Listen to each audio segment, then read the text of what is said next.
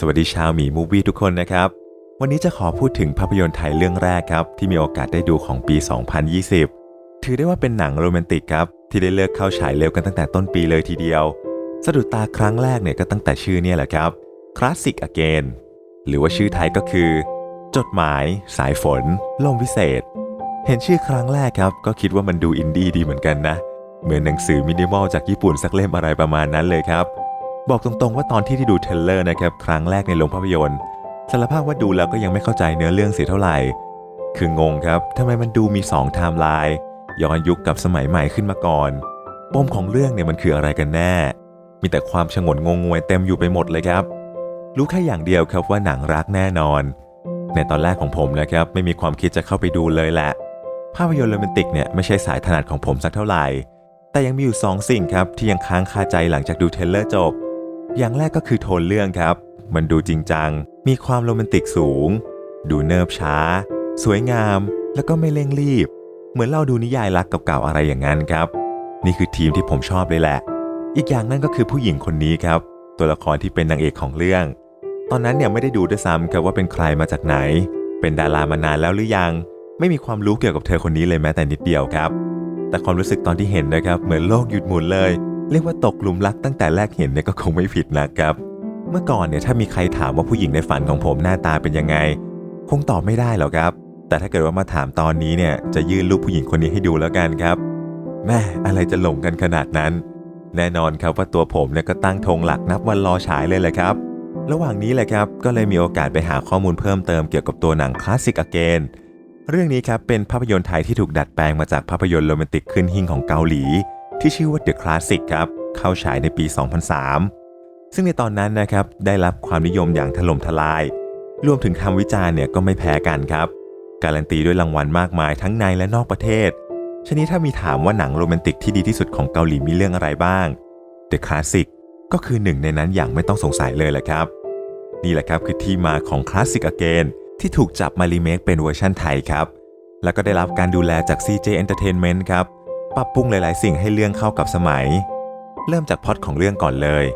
จดหมายสายฝนล่มวิเศษจะเล่าเรื่องที่เกิดขึ้น2ยุค2สมัยครับเริ่มที่ปีพุทธศักราช 2546 นักศึกษาสาวอย่างโบต้าเธอแอบชอบนนท์นักศึกษาอีกหนึ่งคนในมหาวิทยาลัยเดียวกันแต่การจะเปิดเผยความรักครั้งนี้มันก็ไม่ง่ายครับเพราะดันไปใจตรงกันกับป๊อปปี้เพื่อนสาวคนสนิทที่สุดที่ดันบังเอิญมาชอบผู้ชายคนเดียวกันครับโบต้าจึงเลือกที่จะเก็บความรักครั้งนี้ไว้ในใจและหลีกทางให้แต่เรื่องราวเนี่ยยังไม่จบเพียงเท่านี้โบต้าได้รับการไหว้วานจากดาหลาแม่ของเธอที่ตอนนี้ย้ายไปอยู่ต่างประเทศให้ช่วยหาอะไรบางอย่างทำให้โบต้าเนี่ยได้มีโอกาสเจอกับสิ่งที่ถูกเก็บไว้มานานของที่เป็นตัวแทนแห่งความทรงจำกองจดหมายรักที่เต็มไปด้วยถ้อยคำและสำนวนหวานซึ้งมันเป็นของคนคนหนึ่งครับที่เคยส่งไว้ให้กับแม่ของเธอชายผู้ที่เป็นรักแรกของเธอย้อนกลับไปในปีพ.ศ. 2510 ณ เมืองชนบทของประเทศไทยหนุ่มสาวคู่หนึ่งที่มีสถานะที่แตกต่างกันราวกับฟ้ากับเหวได้มีโอกาสเจอกันขจรเด็กชาวบ้านจนๆและดาหลาเด็กสาวผู้มีฐานะเป็นถึงลูกของสสใหญ่อย่างไรก็ตามครับแม้ฐานะจะต่างกันเพียงไรมันก็ไม่ได้เกี่ยวกับเรื่องของหัวใจใช่ไหมล่ะครับแต่ในเรื่องของความรักแล้วไม่มีทางเลยที่มันจะไร้อุปสรรคดาหลานั้นถูกมั่นหมายเอาไว้แล้วกับธนินลูกชายของพ่อค้าใหญ่ประจำจังหวัดและก็เป็นธนินนี่เองที่ได้ยินเรื่องราวความสามารถทางด้านกวีของขจร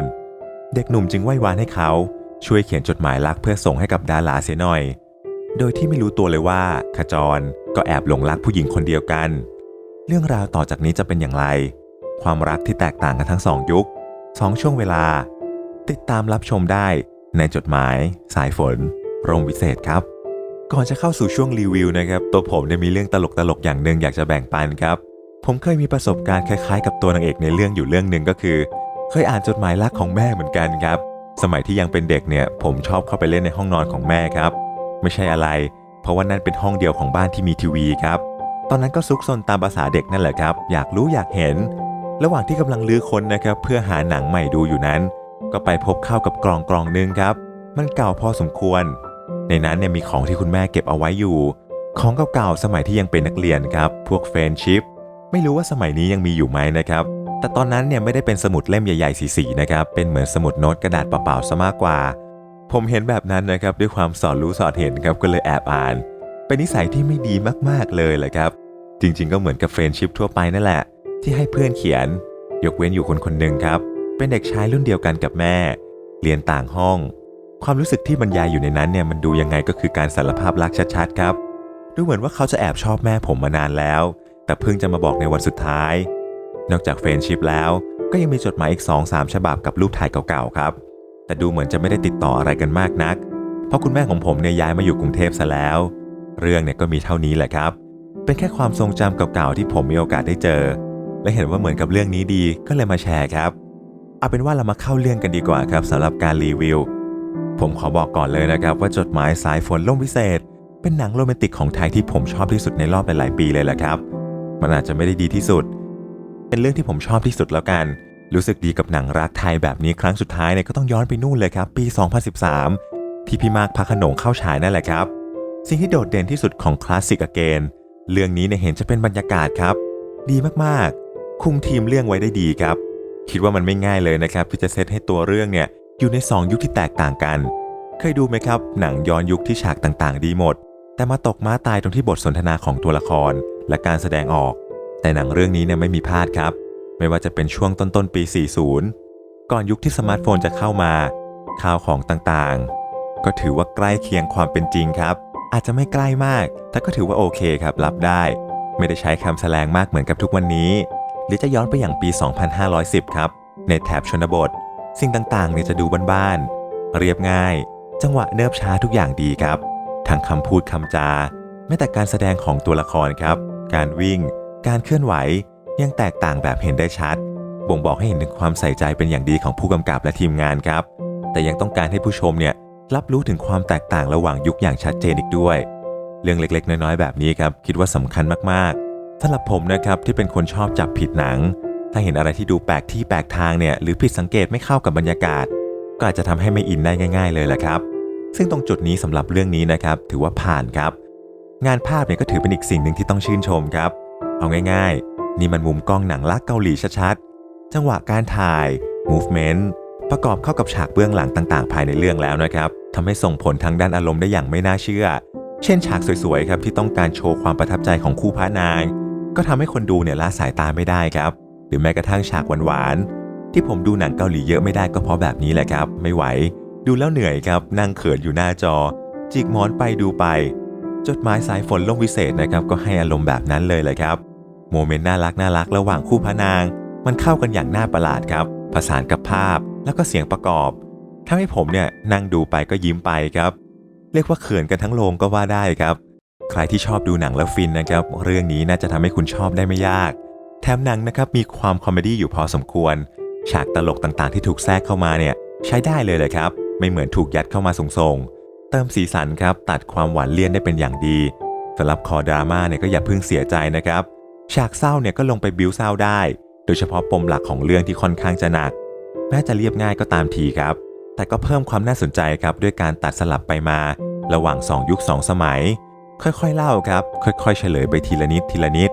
เพิ่มความน่าติดตามให้เราดูให้เราลุ้นไปจนกระทั่งถึงตอนจบของหนังได้แล้วก็ไปต่อส่วนที่ผมอยากจะพูดถึงมากที่สุดก็คือนักแสดงนั่นเองครับขอเน้นย้ำไปที่ตัวคนเดียวนะครับนั่นก็คือนางเอกเพราะเธอเป็นบุคคลเดียวที่ได้รับบทเป็น2ตัวละครของทั้ง2ยุคครับทั้งโบต้าแล้วก็ดาหลาคนที่มาแสดงเนี่ยก็คือน้องมิ้น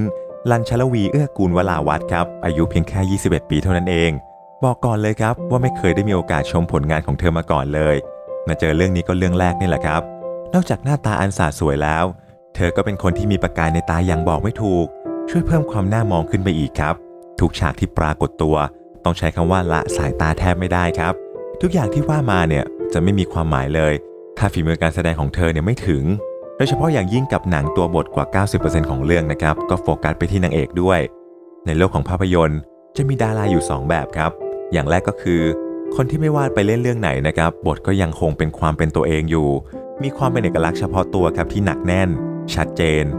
ส่วนอีกประเภทก็คือดาราเจ้าบทบาทครับที่ไม่ว่าจะไปเล่นเรื่องไหนก็พร้อมที่จะใส่หัวโขนเป็นตัวละครนั้นๆได้ทันทีไม่มีแบบไหนดีกว่าใครครับขึ้นอยู่กับบริบทของหนังซึ่งคุณมิ้นในเรื่องนี้เนี่ย ที่เธอรับบทเป็นทั้งดาราและก็โบต้าตัวละครที่แตกต่างกันทั้งยุคสมัยนิสัยใจคอคำพูดคำจาท่าทางเธอทำได้อย่างสมบูรณ์แบบครับแล้วก็มาถึงจุดสังเกตกันบ้างครับเดี๋ยวจะหาว่าผมเนี่ยอวยอย่างเดียวจุดที่ดูเหมือนจะเป็นแผลที่ใหญ่ที่สุดสำหรับหนังเรื่องนี้เลยก็คือเวลานั่นเองครับแม้ว่าตัวหนังเนี่ยจะยาวถึง2 ชั่วโมงนิดๆแล้วก็ตามแต่ดูเหมือนจะไม่เพียงพอครับจริงอยู่ว่าประเด็นต่างๆหรือว่าปมเรื่องเนี่ยก็ได้ถูกเล่าอย่างครบถ้วนทว่าครับบางฉากดูจะเร่งรัดรวดเร็วเกินไปบางครั้งเนี่ยกำลังซึ้งๆอยู่ก็ต้องเล่าเหตุการณ์ต่อไปแล้วล่ะครับมีการตัดสลับอย่างรวดเร็วทำให้อารมณ์เนี่ยไม่พีคถึงขั้นสุดครับทุกอย่างดูจะง่ายดายไปนิดหน่อยยิ่งกับเรื่องที่มี2 ไทม์ไลน์แบบนี้ด้วยเวลาระหว่าง2 ยุคนะครับดูจะไม่เท่ากันแล้วก็มีอีกหลายประเด็นเลยล่ะครับถ้าเกิดว่ามีเวลาให้ขยี้เพิ่มอีกนิดนึงน่าจะอินได้มากกว่านี้